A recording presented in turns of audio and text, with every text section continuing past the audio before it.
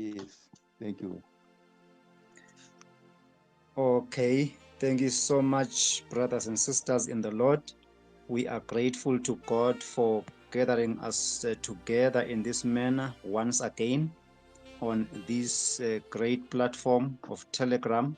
And we want to believe that uh, people are going to be following us even on the recording that will be forwarded on different platforms in the networks. And we thank God for such a time today on our study, understanding the spirituality of humans biblically, which is going to be presented to us by our beloved brother, Pastor William Gininza. We are so much grateful to God for you, men of God. You are welcome to take the mic and share these great insights to us. Maybe before you take the mic to share these wonderful insights, the word of God, kindly allow me to pray. Let us pray. Father God, we give you praise, we give you glory, we give you honor. You are highly exalted, you are magnified in all the earth. There is no other God besides you. You are our treasure, you are our eternal friend, our Father indeed. Even once more, this time, even as we sit down to hear from your servant as he ministers your word into our hearts, we are grateful, O God, for your word. We are ready to embrace your word, and we are ready for the transformation that is going to be effected by your word in our hearts. For you have said, your word is alive, and your word is sharper than any double-edged sword. Let you speak to us. Let you reveal your will into our lives. Thank you, Lord, that we are here to grow together in the grace and in the knowledge of our Lord Jesus the Christ. We give you praise, we give you honor, we honor you even right now in the name of the Lord. Amen and amen. Our brother, Pastor Amen. William Gininza, may you kindly receive the mic and grill us tonight with a word of revelation. Hallelujah. Welcome. Amen. Hallelujah. Hallelujah bazalwane, nivusele nonke egameni lenkosi Jesu Kristu waseNazaretha. Siyambonga kakhulu uNkulunkulu. Mane angathi ukuthi ngabe ngivakala kahle yini ngoba mina nangiva kukhuluma lokukhulunywako lana kunaloko ama-glitches. Angathi sabe mina ningiva kahle yini bazalwane. You are loud and clear. I hear you very loud and clear. Akavakali ama-glitches ngalapho ngakini. Mancane, Loud and but clear. yeah.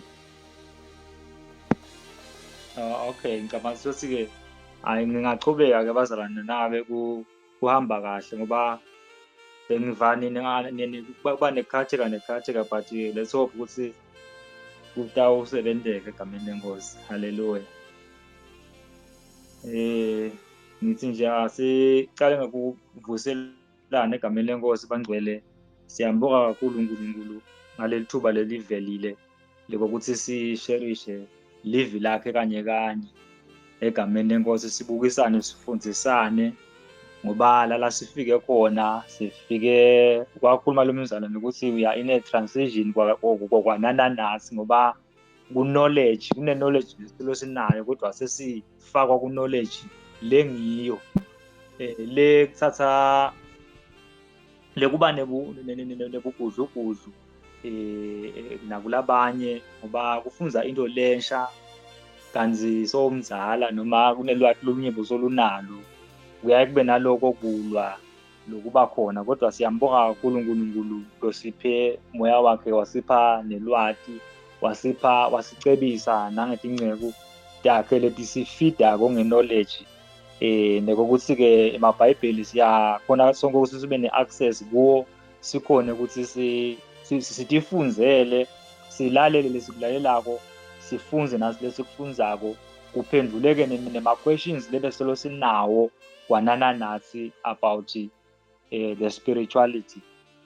ngifisa nje kuveta nje la kuqonza mhlambe le nginako nendlela iBhayibheli levakala isitshela ngayo ngoba sesifundisiwe ukuthi lokunenge ngifuna ukuthi iBhayibheli kube ngiyo lesitshelako kube ngiyo iBhayibheli lekhuluma etimpilweni tethu isifundise yona egameni lenkosi. Ngicela sinakeni nje ukuthi iBhayibheli kahle kahle ngifuna sibuke inkosi Jesu ukudadisha kwethu kube kusukele kuyo ngoba uNkulunkulu wenda lolu hlelo lwensinziso walwenda ngendlela yokuthi kude Jesu noma ke uNkulunkulu ente ukuthi kude yena emhlabeni ete ayindodzana ete ngesimo semuntu ngesizathu sokuthi ukuze kusinziswe umphefumulo wemuntu wakubita ukuthi uNkulunkulu abuye naye abe ngumphefumulo naye njengemiphefumulo ukuze atosindisa imiphefumulo leminye kwabita ukuthi naye abe ngumphefumulo. Ngifuna ukuthi bengivetele levesi ke lapha leli lapha ku 1 Thessalonians 5 verse 23 leli vesi uma silifunza lifunzeka mhlambe angilifunze bazalwane lifunzeka kanjena lithi shangathi uNkulunkulu wekuthula anganingcwelisa ngalokuphelele agcine umoya wenu nemphefumulo wenu nemtimba wenu kungabi nasici ekubuyeni kwenkosi yethu Jesu Kristu. So siyasiconza kahle ke bazana sathi kahle ukuthi lapha kule chapter lena ya chapter 5 Paul lana abe addressa bazalwane ngokuthi bebafa labanye kanisolo kugadze ukuthi inzaba kugadze bagadze kubuya kwenkosi Jesu sebacala kuba worried labanye ukuthi njona naku siyafa naku bayafa abafowethu enibaba sebacala ukukhathazeka sobhala lencwadi ke Paula uyababhalela ukuthi bangethuki ngoba noma bafa laba kodwa ekubuyeni kwayo inkosi batawusendule ngoba siconza nalo lwathi ukuthi lokhu kwakhulunywa kulabazalwane baseThesalonika esikhathini se-transition esikhathini la khona vele bebakugazile vele kubuya kwenkosi ngoba lo AD 70 bekasengakafiki ngaleso sikhathi vele inkosi Jesu beyisengakafiki ngaleso sikhathi leso so ke leli ngikunake kakhulu ke bazana leli ngifuna ukuthi sikunake thina lapha kule nkulumo ngulenzaba yemphefumulo lechazwako lapha uthi agcine umoya wenu nemphefumulo ukuthi nesingisi sikhuluma ngokuthi and kunabo and we know very well ukuthi uma kuthiwa and because le nto ehlukene ngoba kube bekuyinto yini bekuthiwa yabo kodwa bekuthiwa spirit or soul or body but kuthiwa spirit and soul. So see, the spirit and the soul are different things. The spirit sisodwa, isoul iyodwa, ibody iyodwa. Kodwa konke kwakha umuntu munye. Lokho umuntu uthi naye athi gaba leting 3 lobunye bemuntu umuntu wakhiwe ngokuthi umoya unemphefumulo usenyameni so konke lokho kwakha umuntu so lo mtimba lesinawo wona ufanana ne-overall lesigqokile thina sila kulo mtimba umphefumulo uyinto ngoba iBhayibheli iyavela ekuqaleni ukuthi uNkulunkulu waphefumulela nakamdala umuntu wamphefumulela wase umuntu uba ngumphefumulo lophilako wase uba ngumphefumulo lophilako ayisho ukuthi waba ngumtimba lophilako but waba ngumphefumulo lophilako manje ke umphefumulo into lengabhubhi lengapherishi lengafi nakuba umtimba wona uyafa umtimba uyapherisha umtimba uyabola umtimba uyangcwatshwa ubole wakhe imvundo emhlabathini, but umphefumulo awusiyo into leyakha imvundo. Siyamva uNkulunkulu akhuluma ngoba kunema-elements eBhayibhelini lavelako kungazuthi kukhulunywa mhlambe ingxenye ngengadi noma ngemtimba, kanzi selokhu kukhulunywa ngemphefumulo. So iBhayibheli kunala iveta khona uthi uNkulunkulu ngathi ngoba umuntu wekuqala kufa biological kwaba ngu-Abel, kanzi umuntu wekuqala kufa spiritual kwaba noma covenantal kwaba ngu-Adam. So uma afa Abel abulawa nguKhayini, kunenkulumo evetwa nguNkulunkulu uma athi ingadi ya-Abela iyakhala. In fact nakathi ingadi ya-Abela iyalila ilila kuphinziseleka, bekangakhulumeli le ngadi le-blood lelazanene lokubovu, lamanti labovu layisha i-oxygen emtimbeni womuntu, but abekhuluma ngemphefumulo wakhe ukuthi umphefumulo wakhe uyakhala, ukhalela impinziselo. Lokusho ukuthi umuntu lasiveta khona ukuthi umuntu akafi, umphefumulo awufi. And naJesu kunenkulumo la ikhulumako uthi yesabani, ungathi uthi ningabesabi lababulala labanemandla ekubulala umtimba kodwa babe bede amandla ekubulala umphefumulo, kepha yesabani lona lonemandla ekukubulala kokubili, lonemandla ekubulala umtimba nemphefumulo kokubili ezihogweni. So lokuthi umphefumulo vele nemtimba akusiyo into yinye, but umphefumulo uhlukile. Umphefumulo uphila isikhathi leside, wona awubhubhi, awufi. Haleluya. So uthi ke kuthiwa lapha lencwadi yabaseThesalonika ke uNkulunkulu akalonze, uthi shangathi uNkulunkulu wekuthula anganingcwelisa ngalokuphelele, agcine umoya wenu nemphefumulo wenu. Ngisho sike kwehlukela nemtimba wenu, ngisho sike kubalwa kuyehlukaniswa.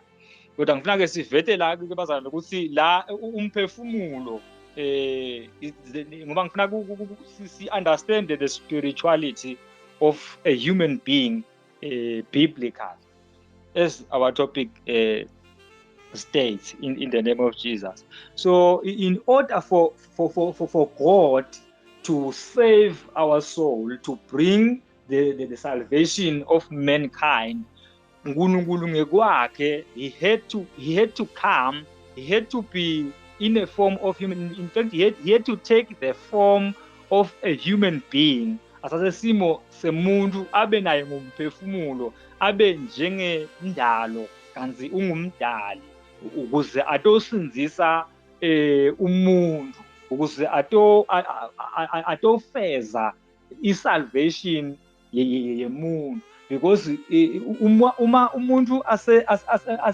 uma aphila asenyameni, umphefumulo usehlangene nenyama, umphefumulo wakhe uba nemandla, umphefumulo wakhe udaleke, uNkulunkulu udaleke ngokuthi in fact ngumuntu losemtimbeni lone-power yeku-operate noma lone-authority yekwenta tinto letiningi emhlabeni, such that even ngisho nemadimoni ukuze akhone kwenta tinto adzinga umphefumulo lophilako, adzinga umuntu losemtimbeni lonemphefumulo, because umphefumulo wemuntu une-capacity yekulayisha even other souls, even other spirits, even demons, even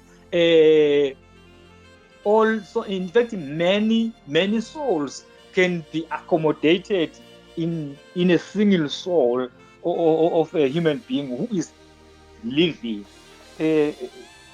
Lokho kuphinde kubonakale khona eBhayibhelini lapha uma Jesu afika kwakufanele ayosinzisa lo munye umuntu kunalenye indvodza lele kuthiwa beyihlasele beyibanjwe emadimoni izabula ngisho emaketane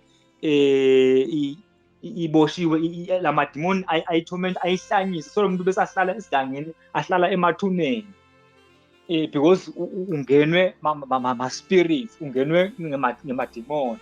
So nakamphilisa Jesu awakhipha la madimoni kulo muntu. Le Bible is la madimoni ingathi asi la madimoni mane usithumele ukuthi singene kuleti ngulube. Leti ngulube kuthiwa beting 2000 wetingulube betidla lapho. So la madimoni aphuma angena kuleti ngulube leti 2000. Lesho ukuthi lo muntu bekalayishe emadimoni la more than la not less than 2000.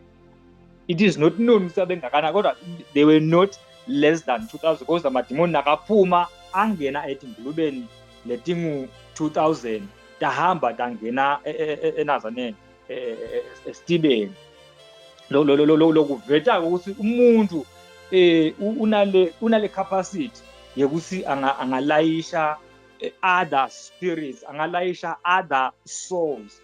Losho ukuthi ke Jesu njengoba naye ukuze ate ufeza lo msebenzi kwapita ukuthi abuye abe ne-soul, naye abe yi-soul nakuba anguNkulunkulu, but kwapita ukuthi abuye ukuze ate usebenza kahle lo msebenzi abe yi-soul, nakhona futhi afikele afikele kulesive, abe ngwesitukulwane saDavide, abe ngwesitukulwane, abe ngilosihlobo, ngilohlobene nabo labo likatobasinzisa. Nakuba le sinziso bekufanele le plan yaNkulunkulu beyingukuthi ufuna kusinze bonke abantu, kodwa bekufanele ukuthi kuqale ngalesive la power lotha ngaso uNkulunkulu make uNkulunkulu laqala ngaso wasakha saba sive sakhe sesivumelwano, ngoba vele uNkulunkulu usebenza ngetivumelwano. Kufuna ukuthi avumelane nebantu labasenyameni, labanemphefumulo lophilayo ukuze atosebenza. Losho ukuthi ke isinziso kwafanele ukuthi iqale ke kulabo lebasive saNkulunkulu, lekusive saka-Israyeli. Okay, so nakafika ke Jesu, iBhayibheli incwadi ya-Isaya ikhuluma ngokuthi ikhuluma ngelihlumela la Jesu. Losho ukuthi ukufika kwakhe nakubasati kokuthi watalwa yi-virgin, njengoba kwakubhaliwe vele ukuthi kwakufanele atalwe yi-virgin, ngoba kufanele ukuthi abe ngulonganasono, abe ngulomsulwa. Abantu laba i-virgin symbolize umuntu lomsulwa, lo sinless, lesho ukuthi umuntu opure at the time. So naye kwapita ukuthi atalwe yi-virgin. So nakatalwa yi-virgin so umoya kaNkulunkulu so wasibekelwa ngumoya kaNkulunkulu, the spirit of the Lord overshadowed her. Kodwa kulokutalwa kwakhe we all know ukuthi kwakufanele ukuthi abe ngumphefumulo, kwakufanele ukuthi abe nengadi, kwakufanele ukuthi abe senyameni, atalwe abe luswane, akhule njengemuntu wonke. So nakakhula njengemuntu ngolosho ukuthi ke bekanawo umphefumulo. Le umphefumulo uyinto leqhubeka generations, leqhubeka ngathi from generation to generation. Lokuthi mina nje nangabe ngingwakageniza, mina William wakageniza, lo mphefumulo lenginawo usuka unemlando lomuthi la usuka khona. Akusike ukuthi seyinto lensha sekuqalwa into le, kodwa kuliline, kune history ukuthi uqhamuka kuphi lo mphefumulo lo, nanga uqhamuka kuphi, uyalandeleleka. So na Jesu nakubalwa ke lapha ngokuyabhalwa le genealogy iyabhala iBhayibheli ukuthi abetalwa ngibani, lotalwa ngibani kuze kuyafika kubo Jesu, ufike kubo Davide, kuqhubeke. Lokusho ukuthi kuhamba ngalendlela levele yayimisiwe, levele uNkulunkulu la imisa, ngoba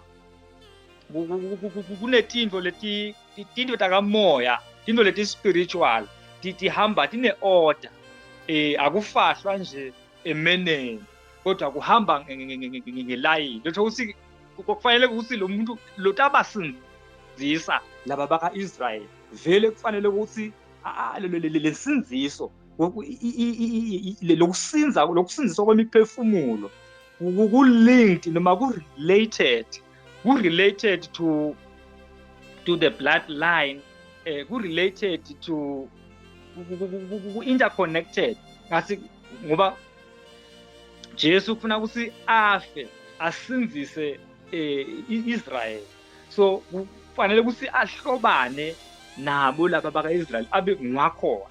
So uNkulunkulu nakuba lento le plan vele yayikuthi kufuna kusize bonke abantu umhlaba wonke, but kwakufanele ukuthi kuqale la kuhambe ngale line ngale order such that even naye Jesu kwapita ukuthi futhi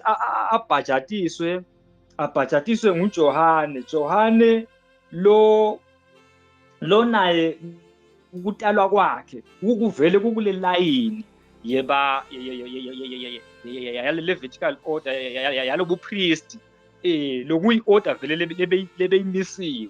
So kwafuna ukuthi Johane aqhamuke naye kulelo hlangothi lolo ngoba kufuna ukuthi ayowethula Jesu ambhabhatise naye futhi Johane nawo kuthiwa naye abehlobene naye phize futhi na Jesu lo buhlobo solo buyanazanene kuthiwa abe ngumzala still solo le connection iba khona. But kakhulu ke ngiyasinake ukuthi nange Jesu utobhajatiswa ufuna usabhajatiswe nguJohane like an initiating, as if uyam-initiate into his ministry ukuze aqale lo msebenzi wakhe. Ufuna ukuthi kuhambe ngale order, ngeke azajampe, ngeke azafahle umena, but ufuna ahambe ngale order. Nangu Johane umisiwe uNkulunkulu, ufuna ukuthi Jesu ambhabhatise, amethule esiveni, asho athi behold the Lamb of God that remove sins. Asinalo iludla uNkulunkulu lisusa sono semuntu. Akhuluma ke ngale ministry yakhe Jesu vele la ngiyona atele yona. So Jesu lona njengoba ngisho ngithi naye ungumphefumulo, ungumphefumulo. So ngiko ke Jesu kuthiwa izenglozi nayikhuluma na Joseph ithi lo mntwana utameza ligama, isitawutala umntwana umeze ligama ukuthi nguJesu.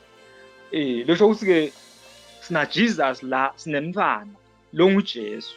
Uyakhula usengakabi nguKristu, uyakhula uthi nakehlelwa ngumalo ongcwele agcwaliswa ngamoya, uthola le anointing yekuba nguKristu.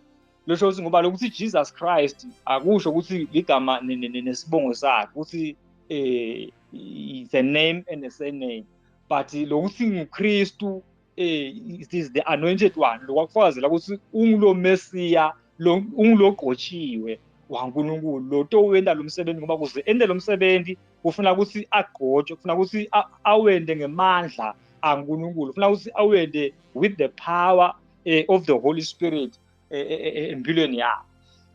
Lesho ukuthi ke one umphefumulo is there, phinze futhi the Spirit of God is there, and then there is the body ke usemtimbeni.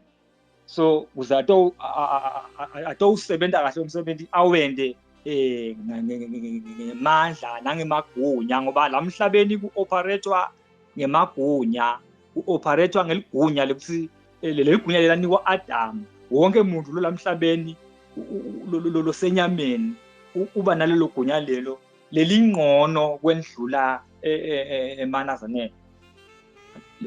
Uneligunya lebete lona labangekho emtimbeni. Lesho ukuthi ngisho naSathane ude lelo gunya lelo. Lesho ukuthi even uNkulunkulu enazaneni ebuNkulunkulweni bakhe leli gunya leli lelanikwa Adam, noma leli gunya lekuba senyameni, lamandla eku-operator lo msebenzi omkhulu kangaka udzinga ukuthi vele abesenyameni. Alright, so uyabonakala ke na Jesu phindze futhi uma sekaya sekatawuqala lo msebenzi kusuka nakafika engadzeni yase Getsemane athandaza kuMateyu 26 verse 38 bengifuna silifunze lelo verse le. Mathewu 26 verse 38 uthi, my soul is exceedingly sorrowful even unto death. Uthi umphefumulo wami ulusisi kuze kube sekufeni. Lesho kuthi Jesu umphefumulo wakhe ulusisi. We know ukuthi Jesu kungathi kukhona nje la aveta khona athi umoya uyavuma kodwa inyama lazanene ayivumi. Umoya uyavuma inyama ayivumi. Uma athi inyama is not akakhulumi ngale body but ukhuluma ngalo mphefumulo wakhe. Ukuthi lesimo lekatawudlula kuso akusiso simo lesimalula but isimo lesimatima kakhulu. So uthi ke umphefumulo wakhe ulusizi. Lokuthi umphefumulo ube lusisi kulokuthi lento lena letawendeka ishaya kakhulu umphefumulo, ishaya kakhulu emphefumulweni. Ngila khona umphefumulo wakhe ufuna ukuthi usebende mbamba ke manje. Ufuna ukuthi umphefumulo wakhe uoperate usebende mbamba. Sekubita umphefumulo manje because ufuna ayobethelwa esiphambanweni. Ngisho sekabethelwa esiphambanweni mase sifunza kulo Mathewu 27 verse 30 verse 46 naku Marko 15 verse 34 kunemagama la akhuluma ngoJesu lapho asekasesiphambanweni athi Eli lama sabachthani, athi Nkulunkulu wami ungishiyelani. Nangathi Nkulunkulu wami ungishiyelani. Lokho lokunye lokuvetaka ukuthi kunemphefumulo sekuna kodwa phake lo is Jesus Christ. Lesho ukuthi lapha is Jesus so uJesu so unguye lapha ngiloliqobo lwakhe lolubethelwako lapha esiphambanweni ngulo bunguye mbamba ngulo mphefumulo wakhe nguye asenyameni angumphefumulo akusasiko lamandla lapha akayanga ngala mandla ekuba nguKristu akasayi lapha ngale anointing yokuthi unguKristu but uya lapha as a soul, as a suffering soul, as nazaneni uya lapha njengemphefumulo lophilako loyobethelwa. Uya lapha lo buhlungu lesimo ngokuze kuthiwa wathandaza le Getsemane wathandaza waze wajuluka ingadi le kwatiwa le bathi ke bobo society labakwaninga ngobathi lokusaza form ingadi umuntu angafoma ingadi usuke ane stress lesikhulu kakhulu lesizesente ukuthi lama capillaries le mithambo lemincane bese iyalimala le mithambo leyo ngenxa yale stress ilimala izikhiphe le ngadi izingene la kuma pose ingene indzaweni la mhlambe bengafa ngenxa due to the amount of stress. Le stress setulu sezingene lesetulu kakhulu besho ukuthi lesimo la ngena kuso ngoba azathi umphefumulo wami ulusizi kuze kube sekufeni because lesimo lebekade awusenda lapha uyohlenga umuntu lapha uyosindisa imiphefumulo. So umphefumulo lonikelwa ngenxa imiphefumulo leminye lekufanele ukuthi isinziswe.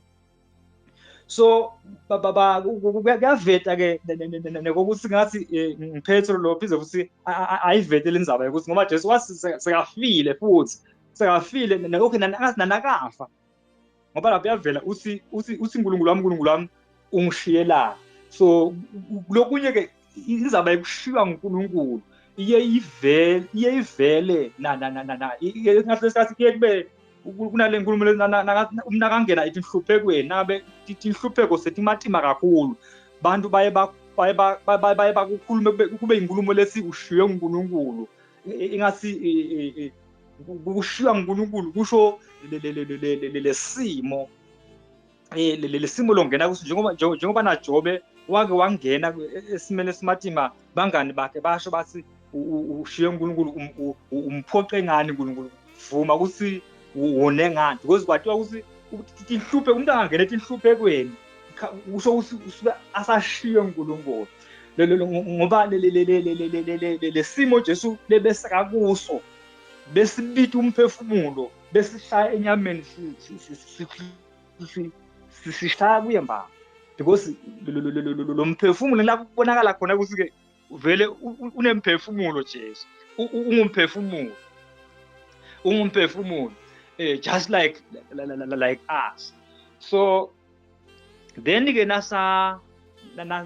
nasafile ke kunenkulumo leveta nguPetro manje angabe ngisabhala ke leli verse la kunenkulumo leveta nguPetro uthi sekafile wahamba washumayela labafile lesho ukuthi ke labangekho emhlabeni washumayela lemiphefumulo lefile ukuze isinziswe lokuveta feke kusitshele ke lapha ukuthi ngoba kunenkulumo leva bakhulunywa babafundisi emingcwabeni sonke bezama kuyikhuluma nje leyo nkulumo uma sikhuluma mhlambe sishumayela labakhona Thixo bese bakhona emadloti bese bahlabela bafile because lokho lebakwendako vele kukhona Thixo lokuthi bese bahlabela abantu abafile benze lokwana lo namaphindisitho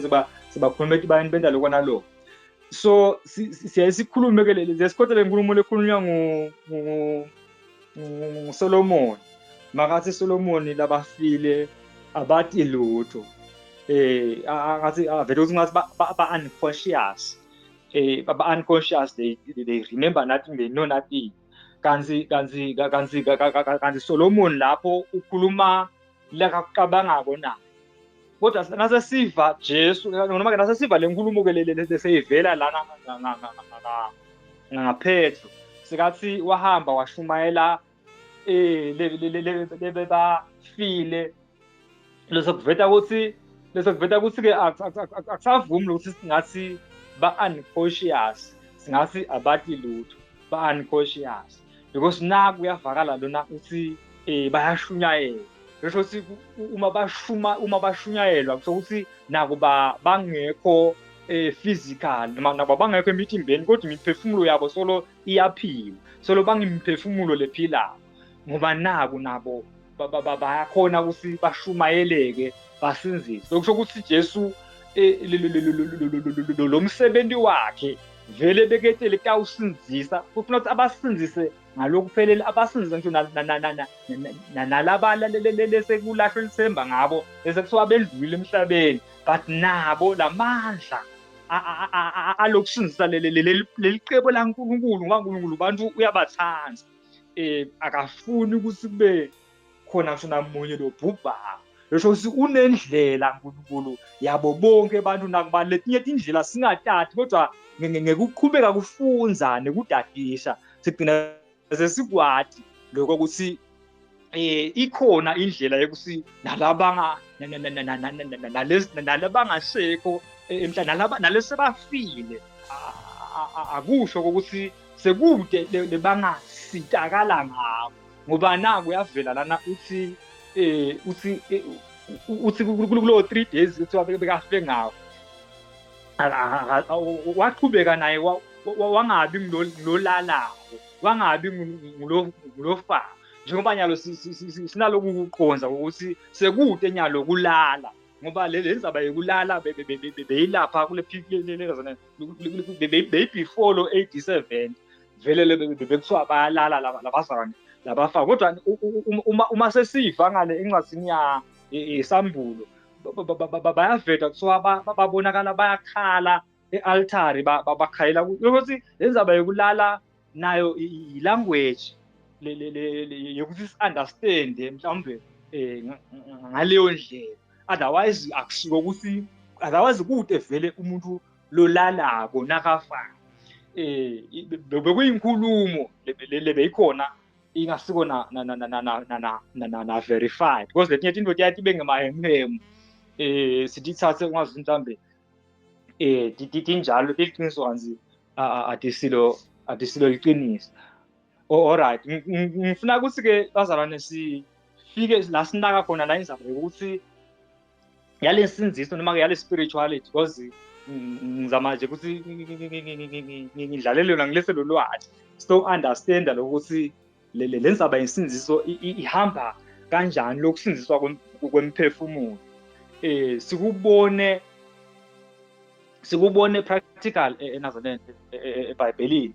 Okay, one nje kuyabonakala labazalwane laba bazalwane laba labafile vele labasinzisiwe base bayafa vele baqhubeka baphile vele babe kuleli bandla bebavele bakulo ngoba libandla sibakulo ngekukholwa sinetelwe ebandleni awusingekufa bese soyaphuma ebandleni kuthi umuntu ophuma kwebandleni lo sangenile khona ebandleni wangena ungenile uba ingcenye yalo noma ngabe soyendlula emhlabeni ngoba wena umphefumulo umphefumulo awufi umphefumulo awubhubhi umphefumulo akupheli ngawo but lokuphela ngako inyama lo mthimba wami noma ngathiwa ngiyafa noma ngathi abawucremate bawenda umlosa noma bende ini ngawo kude le ngidambe ngisawudzingela ko ngoba siyathi namanje ukuthi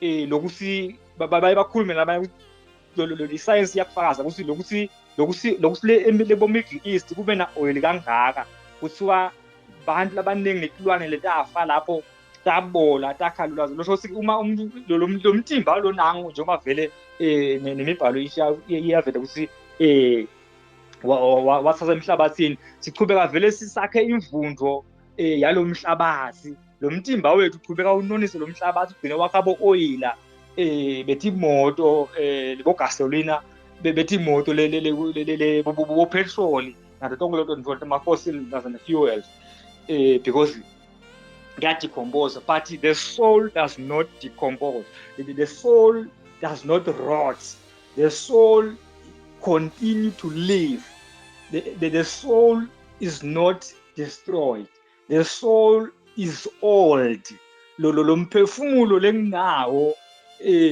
awusimusha mina mangikholwa ngitalwa kabusha by the spirit nginikwa umoya lomusha ngibe sidalo lesisha but my soul yona is restored is renewed eNazaretha lo mphefumulo wami uyahlengwa uyagezwa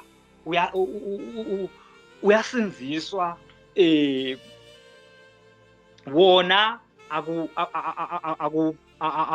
awuthi ukholwa bese unikwa umphefumulo lomusha but uqhubeka nalo mphefumulo bovele unalo mphefumulo unemlandvo ukuthi usuka kuphi utrace ungatraceka till uzofika kubo Adam uthinsa tonke tihlobo bonke labangitalako bonke balomlando njengoba Jesu kuthiwa kuyawuvela lihlumela kaJesu Jesu waba lihlumela kaJesu lesho ukuthi waba ngumphefumulo wabo David umphefumulo lo hamba into leqhubekako Nazaretha uyalanzeleleka ukuthi umphefumulo usuka kuphi because wona uNkulunkulu solo awufaka umphefumulo ku Adam uya ngekwanza uya ngokumultiply siyamultiply kude lokuthi sekuvela lokusha solo kumultiply kulokhu bekuvele ukhona njengendlela le kuthiwa ema cells adevelopa ngayo uqala kube kunye ku develop ku multiply so umphefumulo awubi Nazaretha awubi created but umphefumulo uyamultiply uyanza from generation to generation and generation to generation so naloku kusinziswa ke bazalwane kwale le ndzaba yale salvation iyahambelana iyahambelana naloku le relationship yalama souls.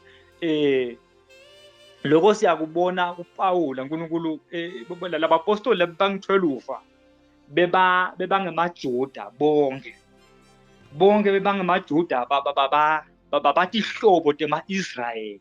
So leli bandla lemaJuda, leli bandla laka-Israyeli, leli bandla laNkulunkulu laka-Israyeli.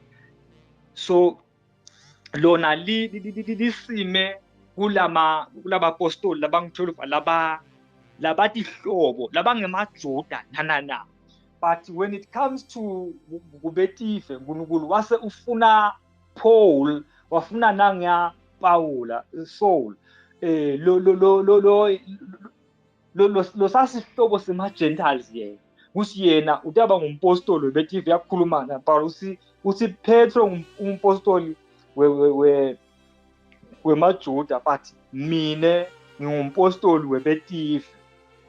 Lo uthi leli bandla lebetive laba ingadi yema-Gentiles bona kwakufuna ukuthi lotawuseva bona, lotawunikwa tikhiya tekungenisa embusweni, lotawunikwa tikhiya tekungenisa bona embusweni, kufuna abe sihlobo sabo, abe ngulo related, lo blood related nabo. Ngoba lokho kuze kubonakale ngisho kule sakhiwo lesibona nguJohane lapha nakakhuluma ngale dolobha lekuthiwa le New Jerusalem liyabonakala yehla ezulwini, uthi lolu bonza lwayo, lama-foundations ayo anemagama alabapostoli labang-12.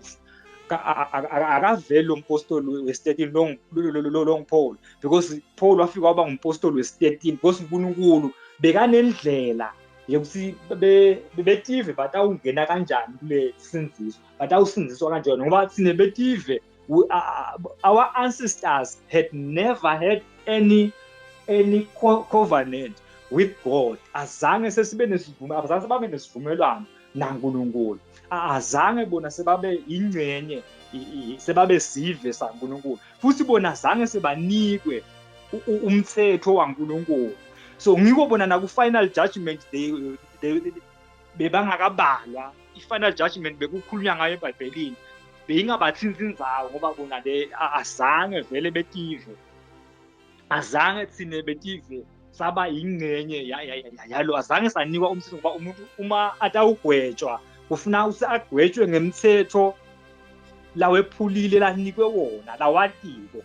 So bele banikwe umthetho waNkulunkulu kwakungabo-ke emaJuda, kufanele ukuthi nawuphela nayiseyiphela le age leyo, kufanele ukuthi naseyiphela le old covenant seyiconcludwa, vele kwadzingeka ukuthi kube ne-final judgment, bahlulelwe according to the law. Izisho iBhayibheli lithi bonke bahlulelwa ngekwemisebenzi yabo. Kukhulunywa ngalamaJuda, akukhulunywa ngebetive, because thine nabo sesina different spirituality, thine nalaba thine betive nalaba bamaJuda sesina different spirituality, because we are not blood related thine nabo. So lokho kwakukonzene nabo kwale covenant lenzala, kwakufesene nabo, kubhekene nabo. Thine sesingena sibane wethu umpostoli, thine betive long Paul, and yena wanikwa futhi ne-doctrine yelibandla leqonzene kakhulu, lethiza kakhulu betive, ngoba umpostoli webetive, ngoba laba lokuningi babo njoba sifunzile ukuthi beqhubeka parallel lo mthetho lo mthetho nale grace at their time kule bandla le first century. So beqhubeka because vele bebakhuliswe ngako ukuthi funa basoke, funa bendele kwanaloko bagcinele kwanaloko, bagcinele noma sebakholwa bebaqhubeka besolo baqhubeka nako. But Paul wala ukuthi laba betive bese bafakwa kuloko, bafakwa kulomthetho, because abenikwe lesambulo sekuthi vele laba betive baneluhlelo labo uNkulunkulu bekabalungiselele lona ukuthi batawungena ngalo kulokusindiswa. So lento ke bazalwane isinikane kokuthi uma Jesu nabaya labathe labaphile before efike wabakhetharisha. Lokho kuchaza ukuthi livangeli linemandla ukukhetharisha, linemandla ekukhetharisha even the other people labaphile before the gospel was preached to them. Ngoba njengoba sikhuluma nje ukuthi 87 kuyaphela ngalela zonke kuyaphela nge-Old Covenant, sekuqala kusukela ku-87 kukhona labaningi babantu nezihlobo tethu letiningi letiphile ngala post 87, but atizange livangeli lafika kubo, atizange babalathi livangeli baze badlula baze bafa.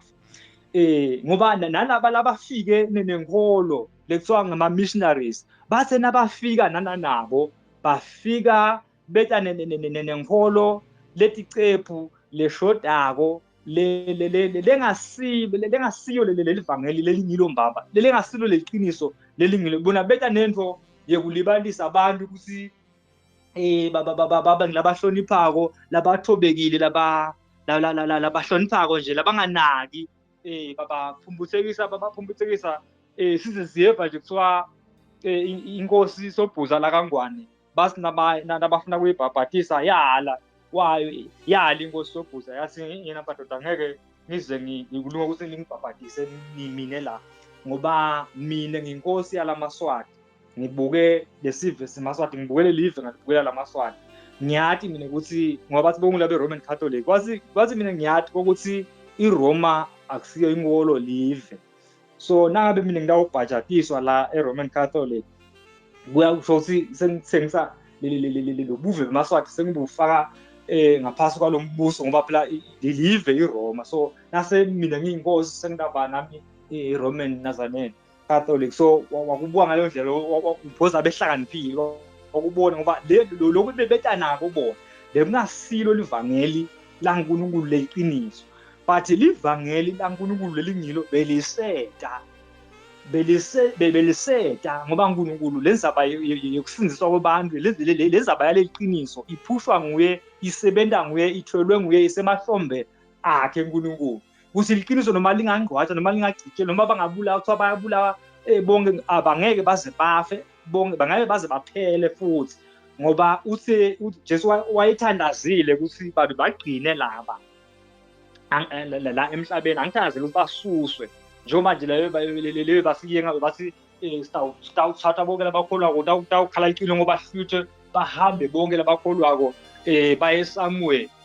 Kanti uthandazile Jesu ukuthi ufuna bangasuswa la emhlabeni, ufuna bagcinwe la, nethi ufuna bagcinwe kuleli gama, bagcinwe kule spiritual community, le spiritual community sibe khona la kulo mhlaba.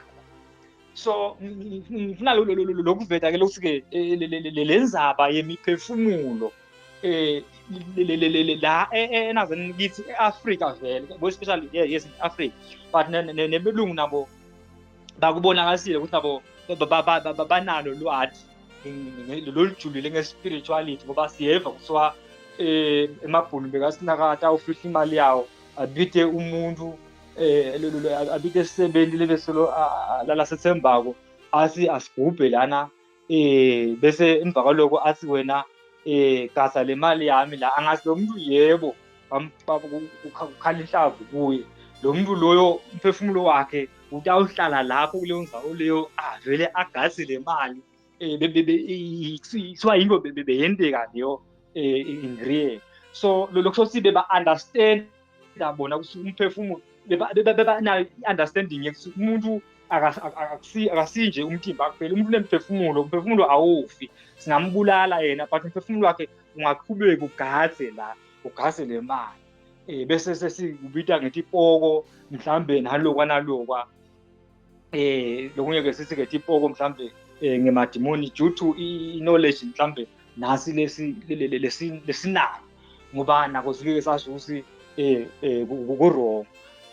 But ke sinakele ukuthi nje even ngisho namanje bazalwane into letichubeka letikhona leto bantu bayethwala ngalabanye bantu labanye babasonze babakhokhe emalazaneni emaphasi latsite just because bafuna kuthatha imiphefumulo yabo bayosebenta ngayo imisebenzi letsite into letikhona leto those ritual that is reality akusiko ukuthi dinganekwane nje but into letikhona mba kungako Jesu wakhuluma inkulumo wathi bangaqali besuke laba eJerusalem baze bembathiswe babagqwaliswe ngamoya babanikedwe emandla athi you shall receive power when the Holy Spirit has come upon you. Lesho ukuthi bekufanele bembathiswe vele emandla amoya ukuze lelive la komoya litoba i-reality bato limanipulate lelive la komoya bali-observe libe real kubo ngoba lento lebangena kuyo yinto yamoya yinto yakamoya nale kingdom i-kingdom yakamoya akusiyo i-kingdom le-physical.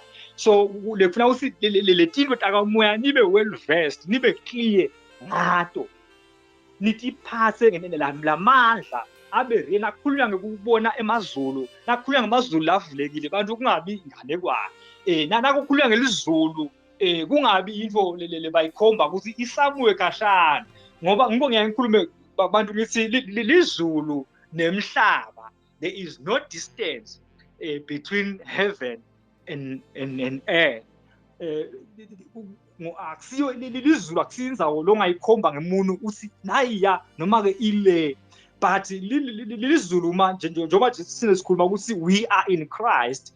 If we are in Christ and we know that Christ is in heaven, then it means we are in heaven. Noma sila emhlabeni sibonakala sila emhlabeni physically but spiritually we are in heaven. Ngoba lokhu seku akusito into letikhweshelene ngoba lebe kwenda ukuthi tikhweshe kube nekhweshela kwakuyindzaba yesono lebe separate umuntu naNkulunkulu ke Jesu wadila decisively with sin wadila decisively with death lokuyi separation yemuntu naNkulunkulu.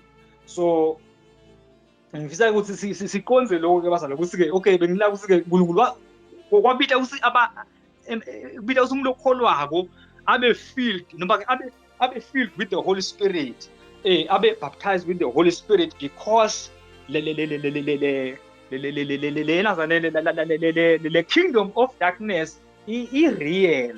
So nale kingdom of light imele ibe real ngoba they are doing these things basebenta ngemiphefumulo sathane ungenisa imiphefumulo leminengi embusweni wakhe kanti thine ngala bafundisi bebasitshela ukuthi embusweni kaNkulunkulu siyawungena ngalelinye ilanga lebaphoka ukupostpone to an unknown date lebasolo basi imasinyana kanti Jesu ukukhulumile ukuthi umuntu angangena embusweni uthi ngiqinisile ngithi ngeke umuntu angene embusweni angatalwa kabusha umuntu ufuna atalwe kabusha ngeke asitalwa kabusha ngoba leli batalwa kabusha bekungulama Juda ngoba bekavele ane covenant naNkulunkulu sokufuna ukuthi babe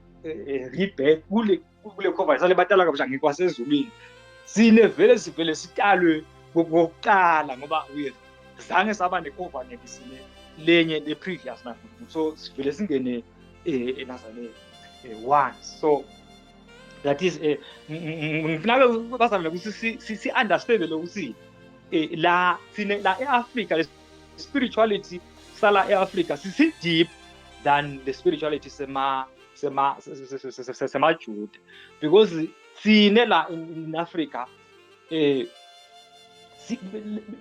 vele baya kuyatiwa ukuthi umphefumulo yinto lephilayo.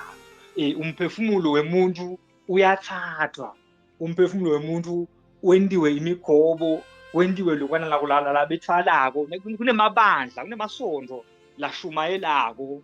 Lokwenza kokuthi ukujoyina kwakho lelo sonto lelo kufane usovela uthwele, ngoba noma ngisho netihlobo takho noma ngabe atikangeni lokhu sekungene wena kulesi sonto, babalibita manengi but nje ngabekisa ngalele mazwi sesingemabomo, ukuthi wajoyina kule sonto nalaba labangajoyini lokhu ba-blood related kuwe, bahlobene nawe ngengadi, bangena automatically kuleyo cult leyo, babe part of, ukwazi ukuthi aba-affecta labanye, gcine bashona labanye because kusetshenziswa ngemiphefumulo kakhulu, nangengadi yebantu. So lethwalo lelizabe imiphefumulo into lekhona bathakathi, we know ukuthi bayabenda abantu bamende imigobo because the kingdom of darkness inazana ingema-groups ahlukahlukene, but konke kube kuyinto yinye. Kusuke kunetinyanga, kunebathakathi, kunalokwa labanye babazo, labanye futhi bashumana nangesinziso, bazala be shocked nabo, they are preaching, bakhuluma ngesinziso, but phakathi umfundisi wakhona wethwele. And then uthi bude ukuthi if the leader has sold his soul to the devil, then laba ke lekuthiwa uyabahola, ubabukile ngoba kuthiwa wena lo as a pastor noma as a spiritual leader, wena umwelweluse le miphefumulo of those people. Umuntu uthi uyibukele umphefumulo leyo on behalf of who? If yena athengise wakho umphefumulo to the devil, ngoba na Jesu uyakuveta, uyakhuluma nebafundisi bemthetho.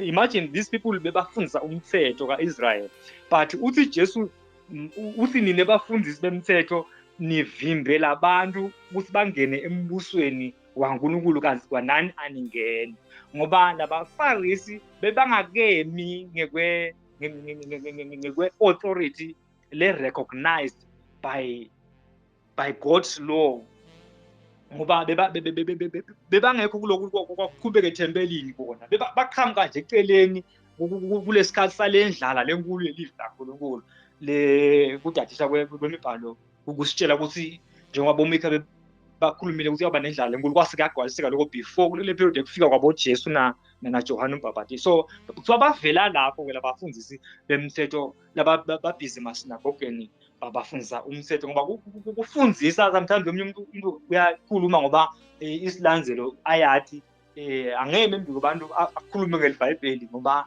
alathi iBhayibheli afundisiwe ngalo, ungazi ukuthi wenda lokungikho. But if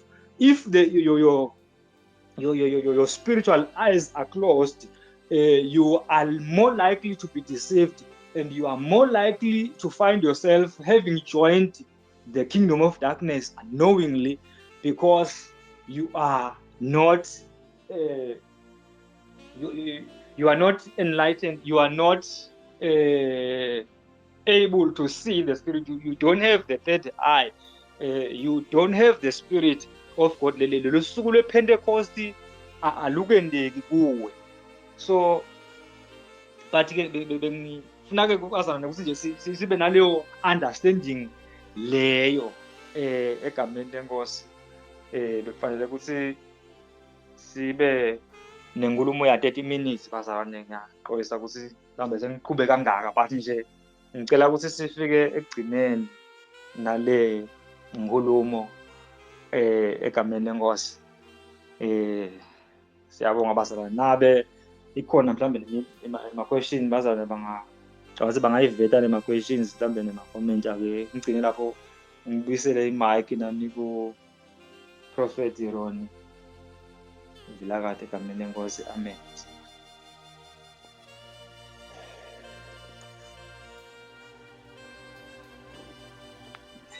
Amen. Thank you so much, my brother, for such a deep an insightful presentation about the soul and the spirituality of man. I think you are still going to lead us into the depths of the spirituality, because I can sense today you were dealing much on the soul of a man. I want us to just read this verse here. If somebody can open for us Ezekiel 18, verse number 4. I want to make a comment there. It will be tied to a question. Ezekiel chapter 18, verse number 4.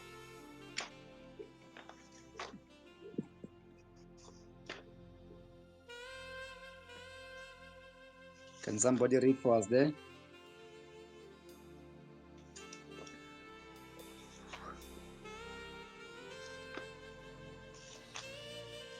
Ezekiel.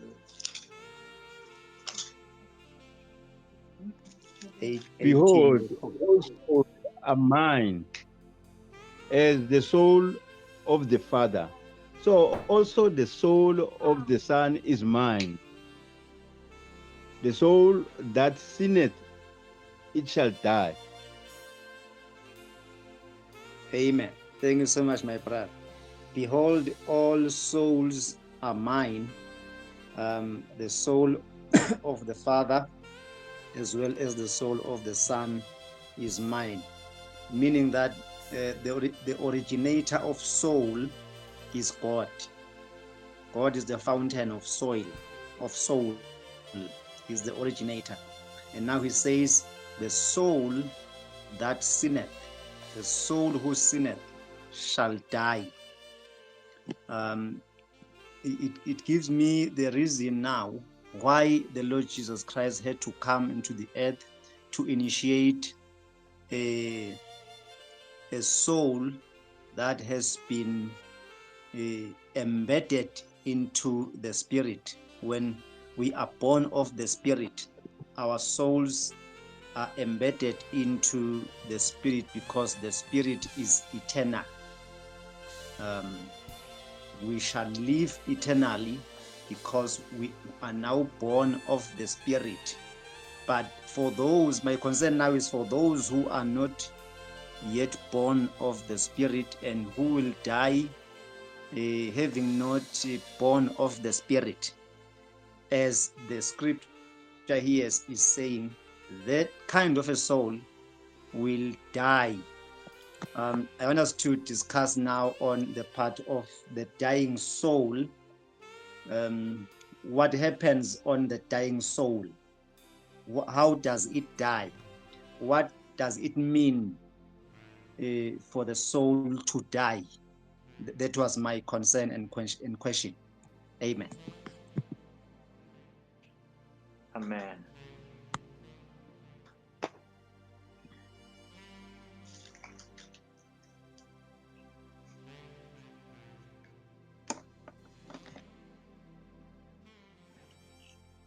Amen.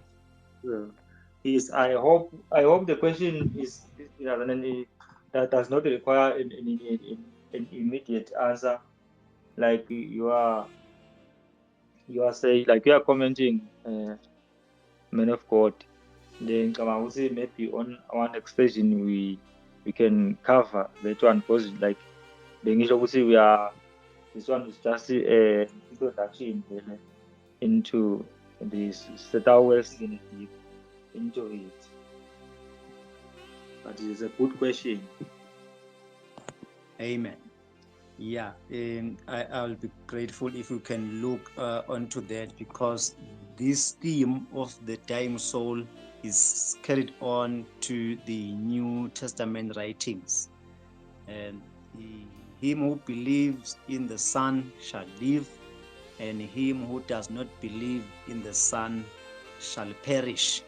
So it is carried from the Old Covenant writings to the New Covenant writings, the theme of the soul that will die.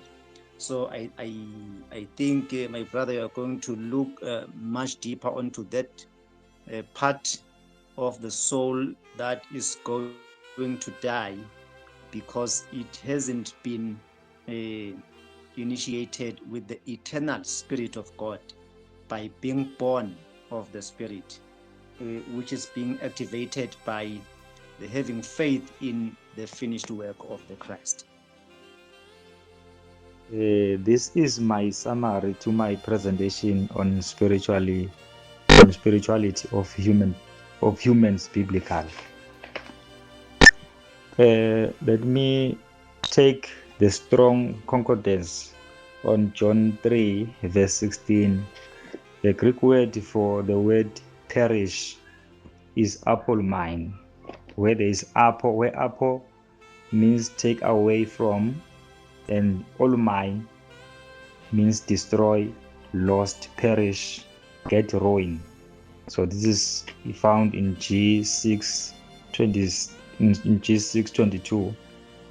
Apolmine usage in the New Testament, it doesn't mean ceasing from existence. These ones who doesn't believe will experience eternal loss. They are losing the eternal life. In fact, they are doing the opposite of what the believers are gaining. So if the Bible says he who believes will have eternal life, it means he who does not believe will not have eternal life. So that is, they won't enjoy the privileges that we are enjoying in the everlasting kingdom, but they will be tormented, or they will be roaming outside the kingdom, being in the wilderness, being in the darkness, as Jesus said. Although darkness, it symbolizes being absent from the light of God, which means the souls are not evaporating. They won't be no more. They won't be in a non-existing state. All right. In Revelation 21, diabonagala, believers are in the kingdom, while non-believers are still there, but outside the kingdom, and they're still existing. All right. Then in Luke 15 verse 4, the sheep was lost, but does not mean it was no more. So apolmine is used in that parable. Apolmine is used for the lost sheep. And even in Luke 15 verse 8, the lost coin had perished but still existing. Nakhona uyasetshenziswa lo apolmine. In Luke 15 verse 24, the prodigal son uyasetshenziswa nakhona, apolmine is being used there. The prodigal son was lost, was away from the presence of the Father, but was still existing. Matthew 10 verse 28, again, God is able to destroy both soul and body in hell, that is to ruin the body and soul in Gehenna, which is what happened in AD 70. We preterists believe that is what happened in AD 70. Since Gehenna was in Israel, in Jerusalem, Israelites were judged and burnt in 70 AD when God brought the judgment to Israel for rejecting the gospel of grace, for killing the apostles and all the saints, the believers, persecuting the church, and the killing of all people of God from Abel, as Jesus said. And he said on Matthew 23 that all this shall fall upon that generation, and it happened in AD 70. So then in Matthew 2 verse 13, again the word apolmine is used. Herod seeking to kill Jesus. The word apollumein is also used there. Physical killing and perish is used there. And if we look even John 10 verse 28, those who believe in the Son will never suffer will never suffer eternal ruin. The word apollumein is also used there. Yes. So apollumein means the opposite of eternal life. It doesn't mean non-existence, but eternal loss of what believers gain. Even in 2 Peter 3 verse 9, God is willing that not anyone should perish, die, lost from his presence. Lost from his presence, yes. In Matthew 18 verse 14, God does not want any of these little ones to perish. No one should live outside his presence. Okay, like I've said earlier on Revelations 21, the Bible records that outside there are dogs, idolaters, murderers, all sorcerers, all people who are evil, who are practicing things that are against the will of God.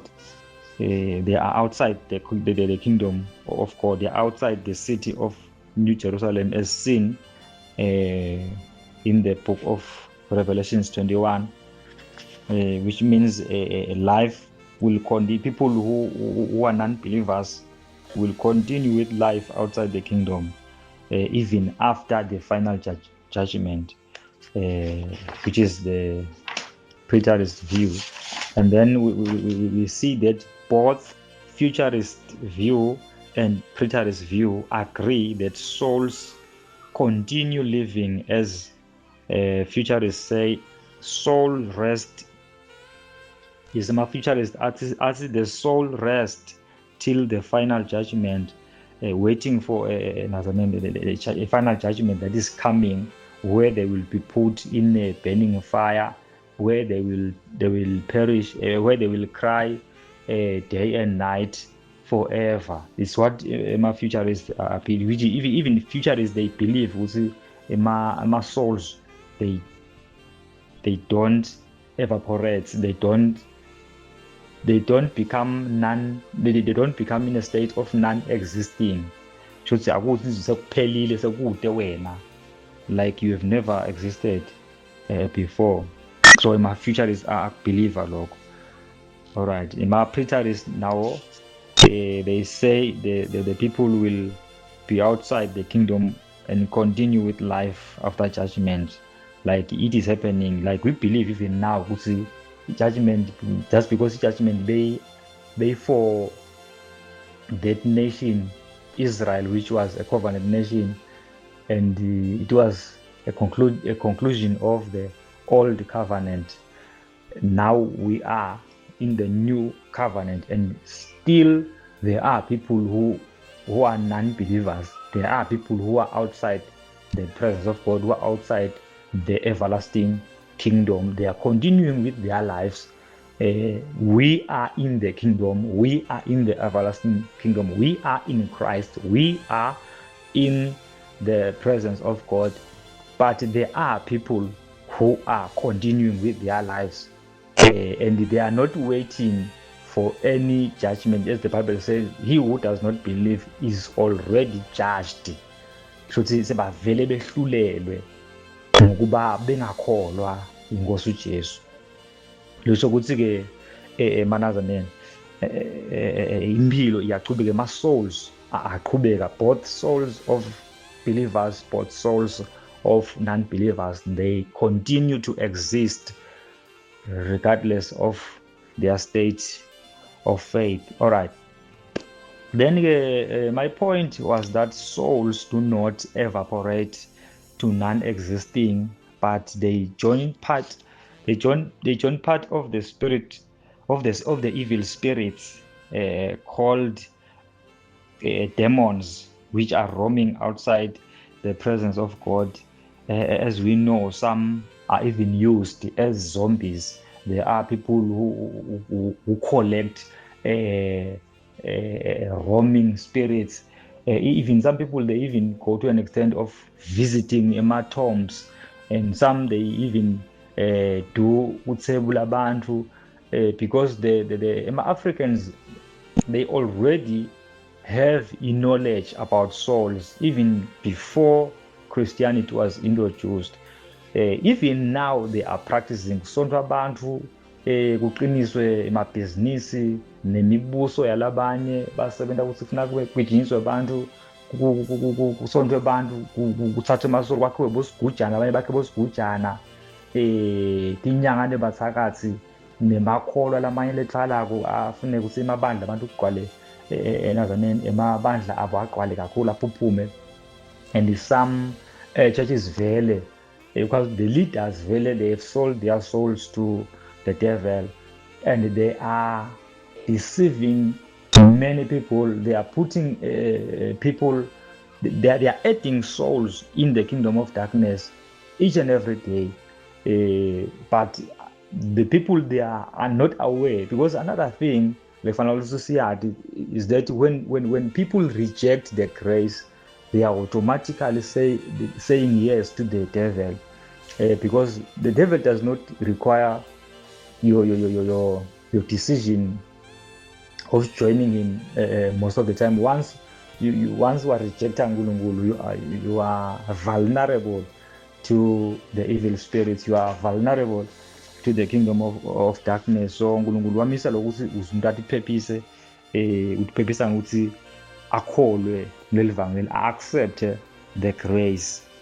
So my point was that ukuthi understand the spiritual dog, ukuthi umuntu kahle kahle unazaneni, umoya nemphefumulo, those things they go together even when you depart from the body, because the body vele it become useless, and the only thing it does ukuthi ifuna indelo phasi ibole yakhe imvundo, making the soil fertile, nabo fossil fuel njengoba ngivetile lokho ukuthi the dead remains of plants and animals, including even people. So because sike sakukhuluma kakhulu ukuthi inzaba ikuvuka kwabantu vele beyi-out kule ndlela bachaza ngayo, lesikhulu ekuchazwa ngayo, because labanye abantu badliwa uvela omunye ukuthi badliwa ingwenya, labanye ingwenya idliwe abantu labanengi. So kutawuvuka kuphi lo muntu? So labanye bamitwe inyoka badliwe emabhubezi, and then ngwala matuna latawusephuka kwabuke kuvukela abantu labo. So enazaneni, those are fairy tales. Then ke ngabe ngifise ukuthi sikunazaneni si-understand kakhulu lokuthi ema-souls vele imiphefumulo ichubeka iphile ibe khona. Lokho ukuthi singachubeka sikudade nje sikubuke sibukisaneni enzabeni yokuthi vele singakuphika kanjani lokuthi lama-souls ema-souls abantu labangakholwa, ama-non-believers, become vele one of lama-demons la torment abantu angena kubantu, labanye kuthiwa bavakashe nasemaphusheni kwenteke all the stuff, because these are spirits. These people, they become spirits and roam around the spiritual realm, because spirits are in the spiritual world, and like we are saying, we see Nazi, as we are baptized in the Holy Spirit, we are connected to the spirit world. Wazwaba umuntu wakamoya nje, nawe you are active in the spirit, and you diverse in the spirit world. So I think that was my presentation. That is my summary from what has been. Then concerning the question lebe ivelile ya Ezekiel 4 Ezekiel 18 verse 4 lapho ke sicheckile lokuthi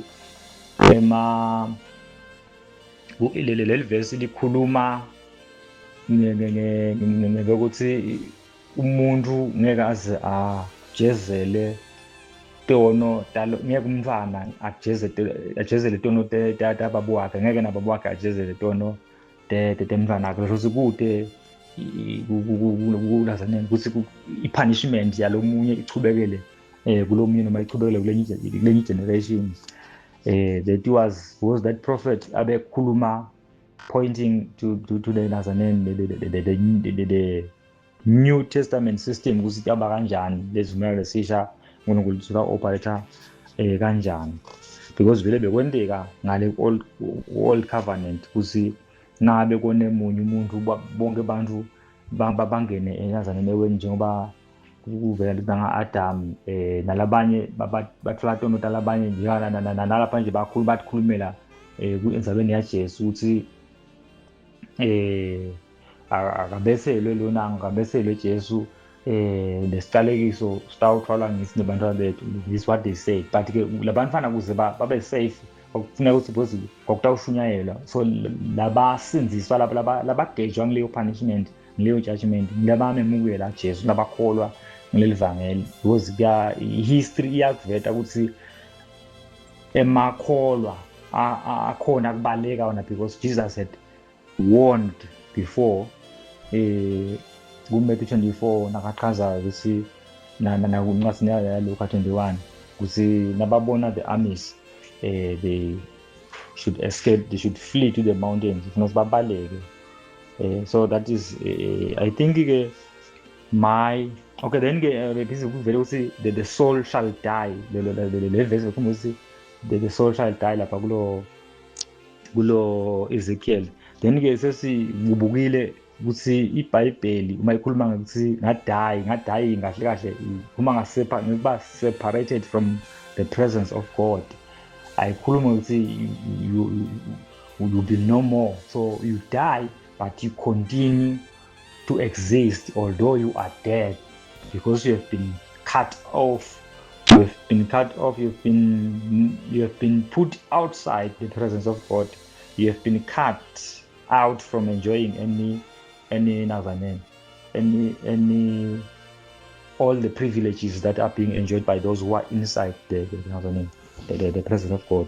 Maybe let me put an end to this, so further questions will be allowed concerning this. May God bless you all in Jesus' name. Amen.